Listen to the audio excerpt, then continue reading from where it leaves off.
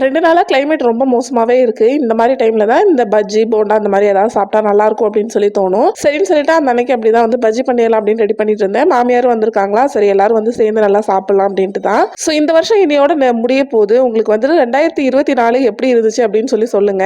எனக்கு பர்சனலா பார்த்தீங்கன்னா, அடி மேல அடி தான் விழுந்துட்டு இருந்துச்சு. ஹேப்பியா சொல்றதுக்கு இந்த வருஷம் ரொம்ப தேடி பார்க்க வேண்டியதா இருக்கு. என்ன நமக்கு ஹேப்பியா நடந்துச்சு அப்படின்னு. சேட் மொமெண்ட்ஸ்னா கண்ண மூடி பார்த்தாலே என்ன நடந்துச்சுன்னு அப்படியே கண்ணுக்குள்ள வந்துட்டு போயிட்டே இருக்குது. ஸோ அந்த அளவுக்கு பார்த்தீங்கன்னா, இந்த வருஷம் என்ன வச்சு செஞ்சுருச்சுன்னு தான் சொல்லணும். ஸோ உங்களுக்கெல்லாம் எப்படி இந்த வருஷம் போச்சு அப்படின்னு சொல்லி சொல்லுங்க.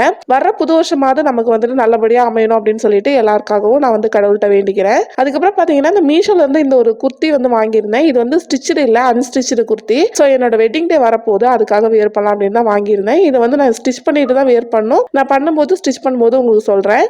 இந்த ப்ராடக்ட் யாருக்காவது வேணும்னா லிங்க்னு சொல்லிட்டு கமெண்ட் பண்ணுங்க. இந்த ப்ராடக்ட்டோட லிங்க் அனுப்புறேன். அது மட்டும் இல்லாம இது பார்த்தீங்கன்னா, நான் 380 ரூபீஸ்க்கு வந்து வாங்கியிருந்தேன்.